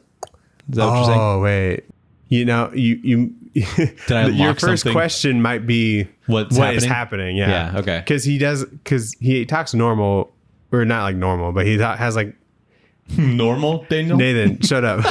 He doesn't have like a Taiwanese accent when he's talking to like his dad, because they like have like a fight like every episode. It seems like, and he's got this staff thing that he's like protecting. Is the Monkey King a monkey? He's like a dude that's just hairier. Does he know? ever turn into a monkey? Not so far. You know how like when the Monkey King like becomes like more human like? Yeah. I think that's what they're trying to do with Oh, him. that's like what's happening right now. Yeah. It'd be crazy if they just turn him into a monkey.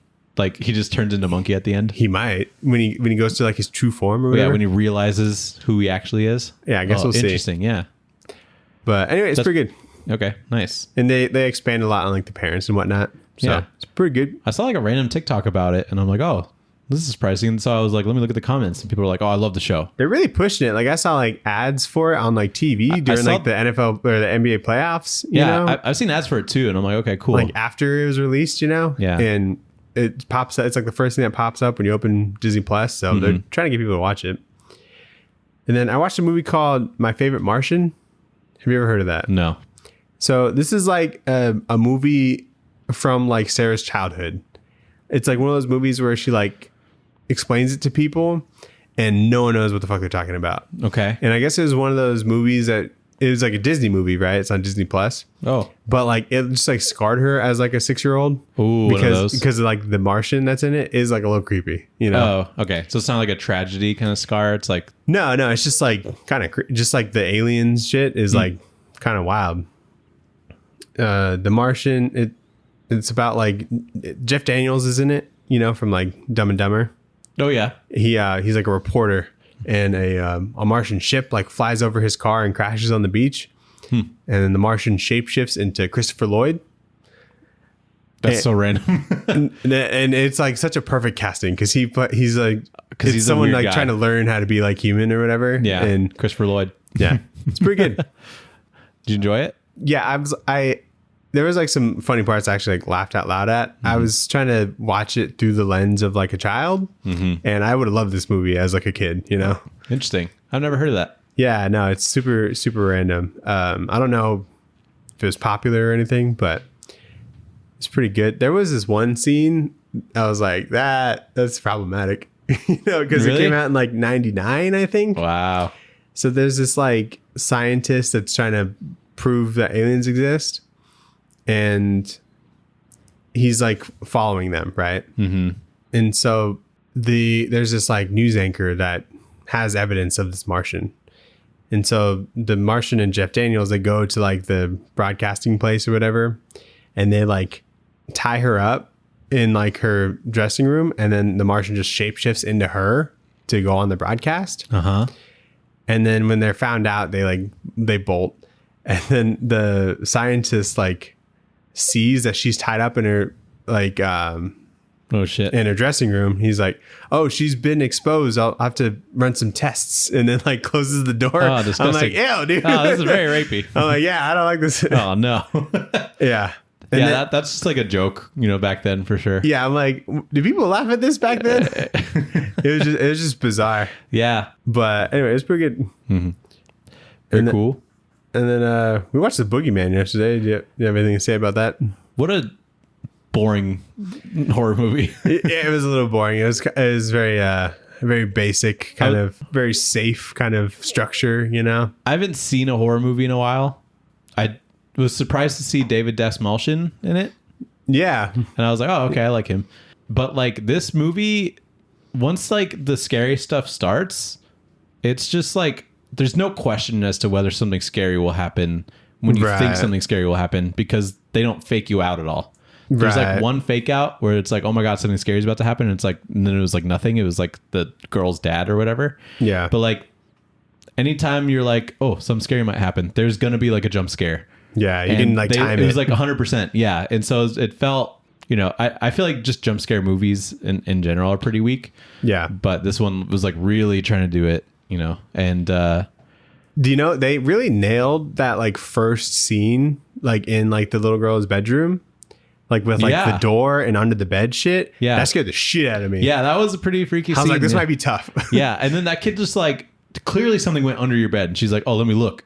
She had the biggest balls Yeah. of any character. She like is always looking around. Yeah. you She's know? like, let me double check. It's because kids are always so curious, dude. Yeah, I guess. If I was a kid, I'd be like, fuck that. Yeah.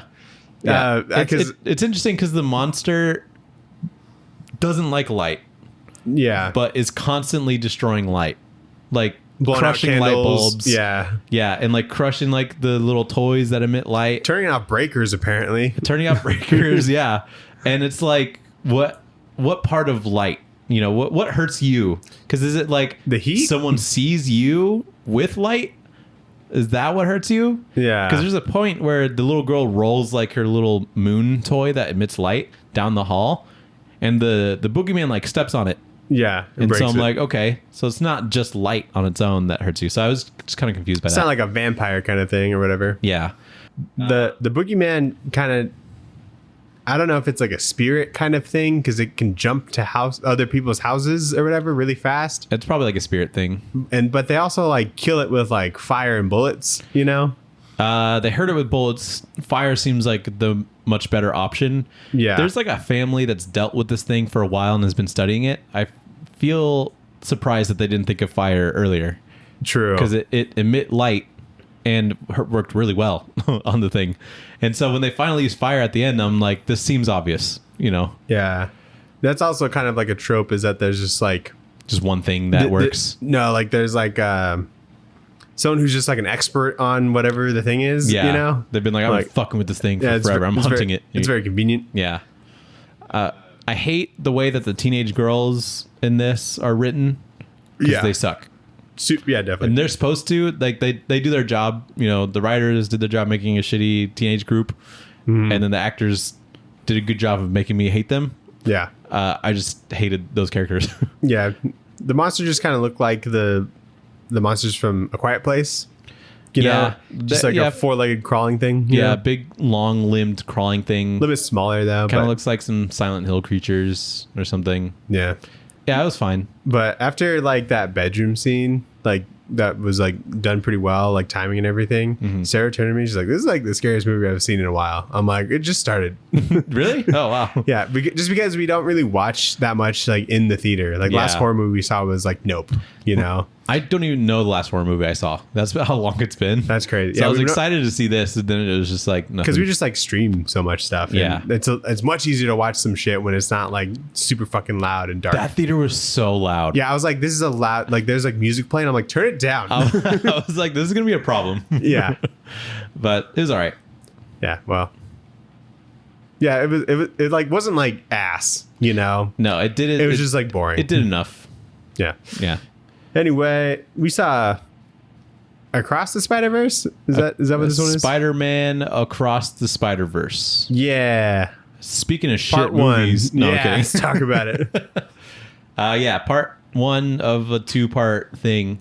This movie is just phenomenal. Yeah, straight up. I don't think anyone dislikes it. I was trying to not keep my expectations so high because people were saying it's good. Yeah. And I could feel walking in that my expectations were still high and it still exceeded that, you know? You know, people were saying it was like better than the first, and I was like, I don't fucking think so. So for some reason my expectations went super low after that. I was like, we'll see how good this shit is. You know? Yeah, I walked in and I'm like, I can't expect it to be better than the first because I don't know how you can improve on the first. And I could see why people think that because it gives you that like level of like excitement and like you're like, wow, this was so creative and there's so many little things to digest, but then also consuming it as like a whole is also like, I don't know, it's all very creatively like exciting. And so I can see why people think that. They ramped up like the characters in this and like the worlds in it and the action and whatnot. Yeah, I like that all the individual characters have progressed in some way. Yeah. Like Peter B. Parker has like a baby now. By the way, spoilers, it's been out for a while, but yeah, sorry. Peter B. Parker has like a baby now, and like Miles is like kind of bulked up a little bit, you know? Yeah. And, you know, still kind of like Gwen has, you know, some shit that's been going on. So I like that aspect of like learning what everybody's kind of been up to. Mm-hmm. So that was cool. What I was really worried about is there just being too many Spider-Men for too long. And it was just like all about multiverse shit. But I really liked how they paced the movie, and it was very like focused on like just Miles and him like trying to do school and like go get cake for people or whatever. Yeah. Like him doing like normal stuff. Like I enjoyed the pacing of it before it like really ramped up and went into like multiverse shit. Yeah. So yeah, I was mainly just worried about that. Like there just being too many Spider-Men and they're just relying on Spider-Verse but more Spider-Men and that's what'll carry it. But no, it didn't seem like that. Mm-hmm. And tons of different animation styles too, which I thought was cool. Yeah. I didn't like it at first because it opens with that Gwen scene, and I'm like, this seems more 3D than I want it to be. I like the walls and shit. Like the whole setting looks like it was like painted. You know? Yeah. I was like, oh, this is super cool with like the pastel colors and shit. Yeah, the whole universe felt like pink and orange and stuff. Yeah. The background's changing from like scene to scene. It kind of annoyed me at some points.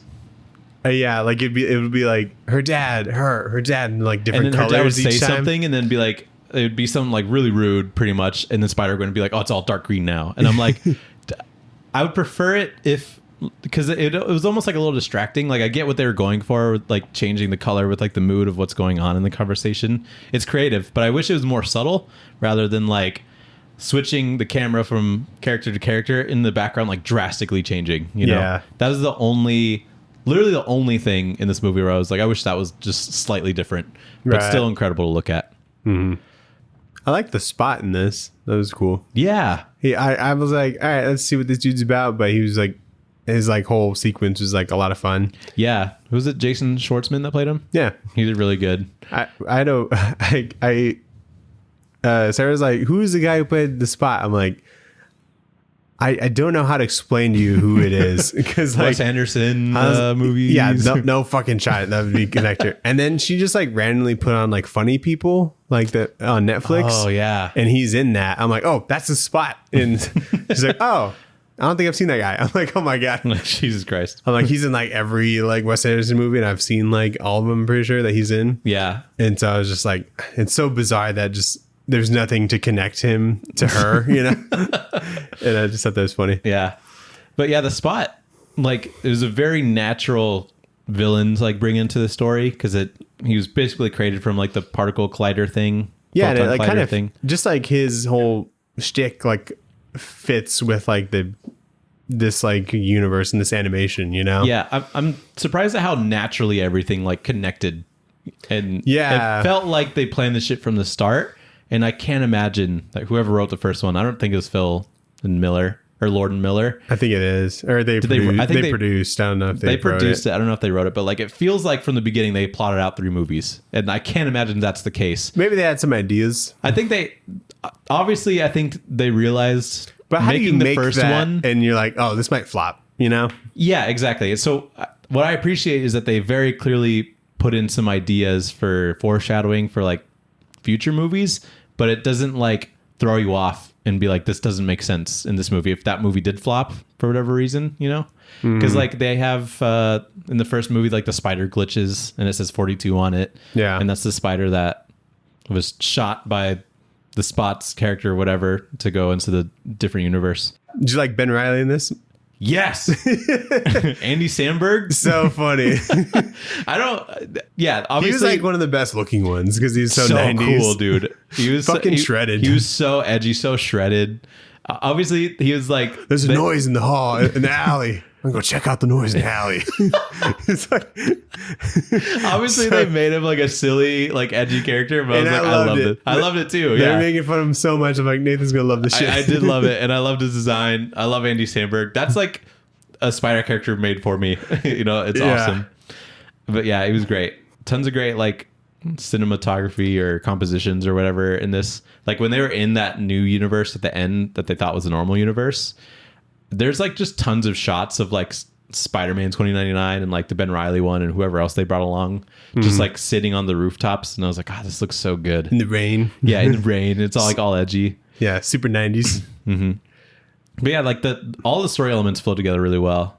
Spider-Man 2099 looked unbelievable. Yeah, pretty cool. Yeah. It was jacked. Super jacked. His costume looked really cool. I like how he runs and stuff. Chris Anka was like the lead character costume designer on this. Oh, cool. And if you don't follow him on Twitter and just like look at his page like last week. He went through like 50 Miles Morales designs and they were all really cool. No, damn. And like he's just been going through like the different design ideas for like 2099, like Miguel O'Hara, Spider-Gwen and stuff, and it's really interesting to like see. So I'm just like happy for him. I'm like, yeah, definitely. That guy's awesome. Yeah. So pretty cool. Spider-Punk was cool. You know, you remember like when you were younger, you would like go watch a movie, maybe like an action movie or something, and you would like walk out like embodying that character, and you're like, wanted to be them. Yeah, you watch like a cool like ninja movie or something. You'd be like, I could do a bunch of flips. Yeah, that was me during this, and I haven't felt that in a long time with Spider-Punk. I'm like, he's so fucking cool. That is a very rare magical feeling, isn't it? That I haven't felt since I was like 12. Because like I also left the theater and I was like, I need to go like do something. Like I didn't know what it was. I was like, play guitar or something. Yeah, I was like, God, I need to like go fucking do a flip, you know. I need to jump off something. That's such a rare feeling. But yeah, I think Spider-Punk like was super fun. I like all the memes of people being like, I'm definitely watching this movie with captions on next time, because he was very hard to like, so hard to like understand. So I don't know if this was just like my theater, but like the music, like the score and like all the sound effects and stuff were like super loud to where I like could not hear what anyone was saying. There were some parts where it felt like that for me, but it wasn't like the whole drumming sequence with Gwen. Like I didn't need to hear what she was saying because I knew what was happening. It was just like a recap. Yeah, but I could not fucking hear it.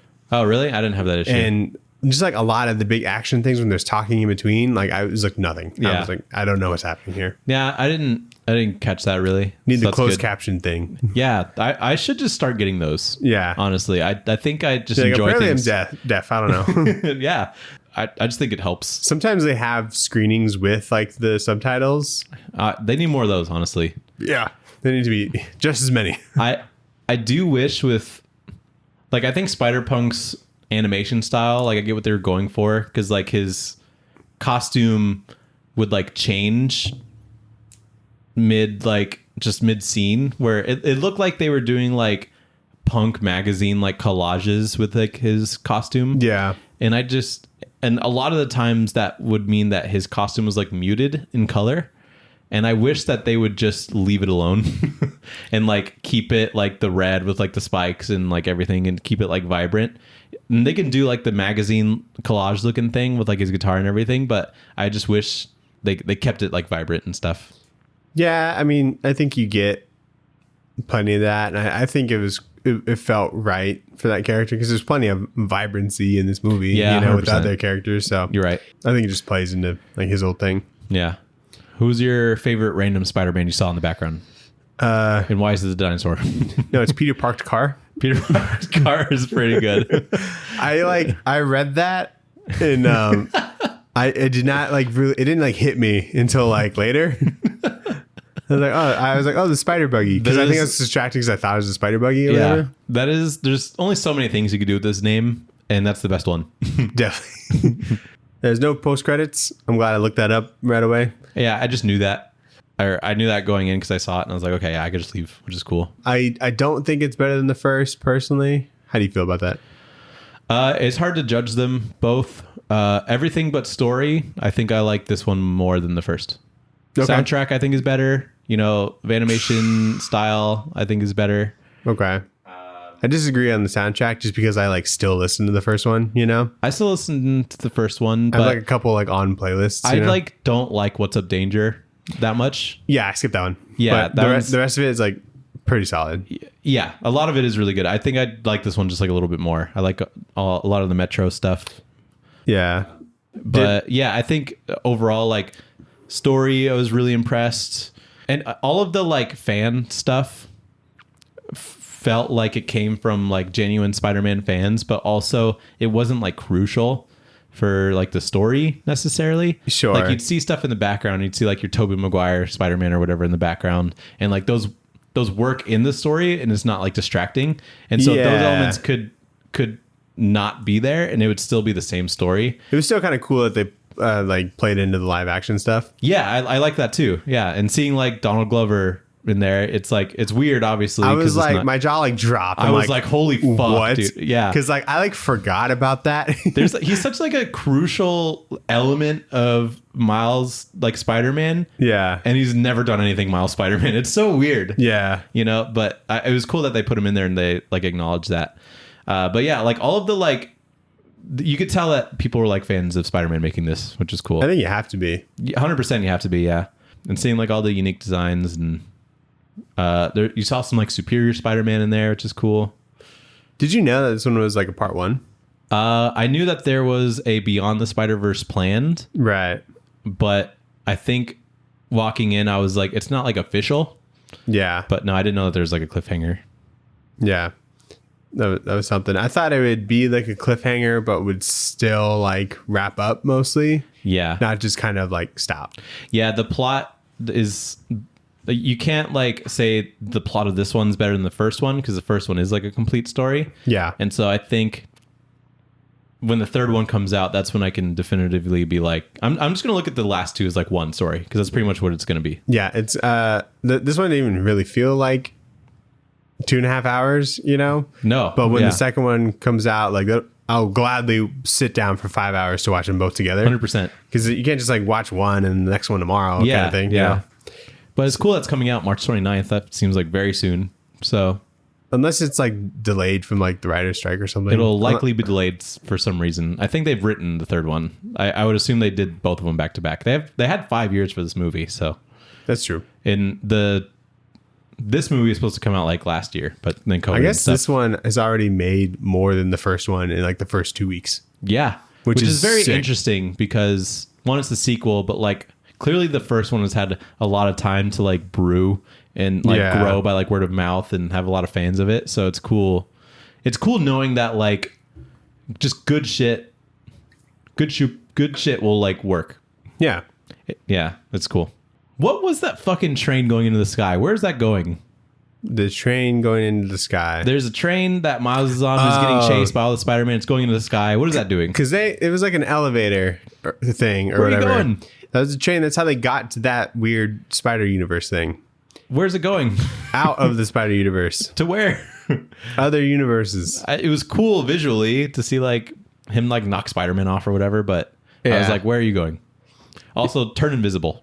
You're running from a million Spider-Man. Turn invisible. And then just stay invisible. I would have enjoyed it if he went invisible to like try that and be like, oh my God, he's going to get away. And then someone like webs him, you know, and then you just see like webs on him and then he just stops turning invisible because it's pointless. Like at least just do that for like a second and acknowledge it. But that was one thing I noticed. I really like Oscar Isaac as Miguel. Yeah. I like his motivations. Like I see where he's coming from. You know, I don't think he's wrong. Yeah, I'm like, oh damn, there's a lot of rules to this. Yeah. But you almost think that like the rules wouldn't apply to Miles because like all these canon events happen to like some sort of Peter Parker, you know? And he was never like supposed to be Spider-Man. Yeah, the canon event in that universe happened because there was the original Peter Parker. In the 42 universe? No, in 1610, whatever Miles' universe is. Because there was original? What in the first movie, the Peter Parker that's played by Chris Pine, the one that's supposed to be in that universe. Oh, that canon event happened. Wait, I need to rewatch that. I'm sorry. Because there's Peter Parker and then Peter B. Parker is played by Jake Johnson, right? Right. The original one is played by Chris Pine, and that was like the normal Spider-Man for that universe. What happened to him? He got killed by Kingpin. Remember Kingpin does like a big smash on him? Was he... Okay, yeah. And Miles was just like there, right? But I think Miguel wanted the canon event to happen to whatever Spider-Man got bit by the Earth 42 Spider-Man, yeah. Which it did, technically, because that... Like a captain died in that universe, yeah. So, I don't know how that works, but I like just everybody's motivation. Just like makes sense to me, so it's a really good story. The Spot, I could see why he'd be angry, because he looks like that now, and he's still being like dismissed. Yeah, very scary villain. I'm like, I don't know how they beat this guy. Yeah, when he turned black, it was very scary. Why is that scary? Because it's inverse of what it should have been. So I was like, he turned into... But yeah, I liked like the Spot like universe when he was just like in that white void and he's just like looking through. Pretty scary. Like the infiniteness of that, so scary. Void, terrifying. Yeah. It was funny when he like went through one of them and he's just like real world. He's like talking to that like clerk. That's from like Venom. Is that what it was? Yeah. Oh, that's funny. I had to hear that from somewhere else to notice where that's from. I figured like something was happening. Like someone knows what this is. I just accepted that I didn't, and it was fine. Right. Yeah, very good. I'm very excited for the next one. Super hyped at this. Yeah. Is that it? This is a long episode. Yeah, I know. Oh. We got a little letter, didn't we? Yeah, Nathan? one last thing. We got a letter to read out real quick. You can send us an email to tradewaiterspod@gmail.com. Send us suggestions. Just like Dinger did. And we got a little message from him. He said, "Dear fellas, what's up, dudes? Not much. How are you? I'm going to leave a review here because I don't have an iPhone, but I'm the guy that gave you a 5-star on Spotify. Quick little aside, give us 5 stars. Yeah. That's pretty cool. Like Dinger. You're pretty chill if you do that, I'm going to say. He said, first, I'd like to say you guys kick ass. You have an awesome banter that gets me through my shitty 9 to 5. I found your podcast because of Gideon Falls. Hell yeah. Woo. All the rest of the podcasts about it were boring and sucked ass. Yeah. To be clear, he didn't say that ours didn't suck ass. He just said the other ones also sucked ass. Maybe we sucked ass less. Yeah, that's fine. I'm cool with that. I found the Structure Trade Waiters podcast is perfection. Agreed. I love that you guys cover the first volume of the series. You've turned me on to some good ass shit while not spoiling the whole run. Barbalian put me on to Black Hammer. Good. It's crazy that we put someone onto Black Hammer, you know? That's my only purpose. It's a good series. Yeah. You've also steered me clear of some runs I thought about reading. Parentheses, The Beef. I don't know what to say. What a wild series. Also, thank you for time codes. I don't use them, but thank you. the segments are sounds like he uses them. It sounds like he does, but the segments are pretty dope, but fuck dudes, the musical numbers get stuck in my head. Especially Back Matter Matters and the Pull List, shove it in your box. I'll let you know that I wrote and recorded those all in 20 minutes. And so Which is insane. The fact that it's getting stuck in anyone's head is funny. Awesome. And he said, you guys do a bang up job, but you're really hurting my wallet with all the new titles I'm shoving in my box. Keep it up. Yeah. And he gave us some suggestions, Daniel. Ooh. There's a lot here, so we'll have to spread it out. But let's hear it. Black Hammer. Come on, dudes. It's time to do it. I agree. That's a good fucking point. We talk about it, and it's like the best, and we just never, we've never done it. But yeah, we should do it. Black Science by Rick Remender and Matteo Scalera. Okay, yeah. East of West, John Hickman, Nick Dragotta. You know, he's got a good point. You know, he's just naming a lot of shit that we've talked about. We've just avoided for some reason. Yeah. The rest of Gideon Falls. Daredevil, Mark Waid, Chris Samney. Great suggestion as well. That is a good one. We should do more Daredevil in general. Ice Cream Man, which we will do in October. Okay. He's got Ha by also Maxwell Prince and various artists. Ooh. Love Everlasting, Tom King, Elsa Charretier. Maybe Valentine's Day. Superior Spider-Man, Secret Warriors by John Hickman and Stefano Caselli. Chris Claremont, Uncanny X-Men, except the Gambit stuff. And then he says, sorry, Nathan. And then he said, anything... This dude really listens to our shit. I guess so. I do. I can't remember last time I talked about Gambit at length. So, and then anything Green Lantern. Sorry, Daniel, except New 52. Boo. I enjoy a lot of the New 52, especially the early New 52 Green Lantern stuff. I think it's good. Isn't that the Jeff Johns stuff or no? It's like towards the tail end of like Jeff Johns stuff. The New 52 stuff starts with Simon Baz, who's the one that's got like the gun. Is it really? I thought that was Rebirth. No. Okay. I mean, Rebirth, it still has him, but it's also got Jessica Cruz in it as well. Okay. And that's Green Lanterns. But yeah, we should do some more Green Lantern. But I do like the New 52 stuff. But I need to That's not what Dinger wants. That's true. We'll do other Green Lantern stuff. But we got some good suggestions there. Black Hammer, Black Science, East to West, all those, the Daredevil by Somni. Yeah, those are all things that I've thought about. Yeah. So we'll have those on the what we need to read, and when we don't know what to read, we'll pick one of those. Sounds good. If you want to give us suggestions, feel free to give us an email at tradewaiterspod@gmail.com mm-hmm. or social medias. We have a Linktree. We got Twitter, Instagram, all the good stuff. Oh yeah. And we're ending, right? What are we gonna do next week? Actually, what are we gonna read next week? Good point. Couple options. The season 3 of The Witcher comes out. We could do a Witcher comic if you want. Okay, I was just throwing that out there. I think we should do maybe more like Eisner nominees. Ooh, good point. What do we have on there? Maybe like I Hate This Place or Superman Space Age. How about we wait until we see the winners of the Eisners, and then we could pick one of the ones in there that we haven't read yet? Yeah, we can do that too. Yeah, I'm down for like Superman Space Age because we got Mark Russell in there. How is it 3 issues but 248 pages? They're like oversized. Really fucking oversized. That's like 80 pages an issue. Yeah. Damn. Just about. They're not dense. I haven't like completed it. No, it's not. But I have all. It's not like dense pages at all. Do you want to do Superman Space Age? Yeah, because I have a feeling that like. We've got some Allred in there, you know. Yeah, Michael, can't Laura, go wrong. I've been wanting to read Allred for like a while. Okay, I'm cool with that. And I have a feeling that it's not going to win anything. You know what I mean? Not that I think it's going to be bad, but I just think it just has a lot to go up against. You know, it does. This was a crazy year for comics. It feels like. So I feel like we feel that way every year. No, I think this is way more stacked than just like random. I thought like 2021 was like a really good year for comics. Like we could do another Usagi book because Stan Sakai's on there.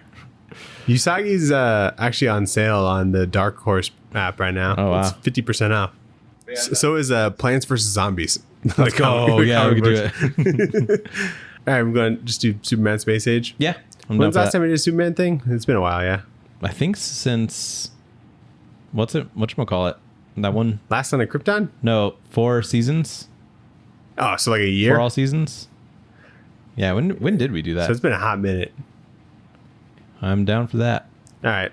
Sounds good. So, Linktree in the bio. Check it out. Thanks for listening and watching.